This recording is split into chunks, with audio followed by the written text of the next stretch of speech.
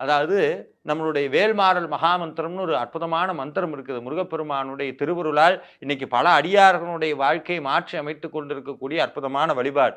அந்த அற்புதமான மந்திரம். அந்த மந்திரத்தின் மூலமாக நாங்கள் ஒவ்வொரு மாதமும் வாழ்வை மாற்றும் வேல்மாறல் வழிபாடுங்கிறத நடத்திக்கிட்டு இருக்கோம். அதுல ஒரு அம்மையார் அடியாராக இருக்கிறார்கள். அவர்கள் முருகப்பெருமான் மீது அசைக்க முடியாத நம்பிக்கை.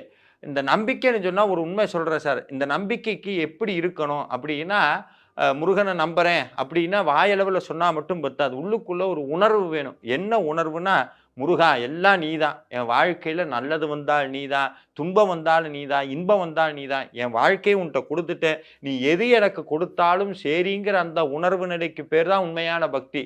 நல்லது வரும்போதெல்லாம் முருகன் குடுத்தார், முருகன் குடுத்தார்ன்னு நினைக்காம, ஏதாவது கெட்டது வந்தா முருகன் என்னை சோதிக்கிறார். முருகன் என்னை எல்லாம் போட்டு படுத்துறார் அப்படின்லாம் நினைக்கிறது இல்ல. நல்லது வந்தாலும், துன்பம் வந்தாலும் முருகனுடைய திருவிளையாடல்னு எப்ப மனசு பக்குவ நிலைக்கு போகுதோ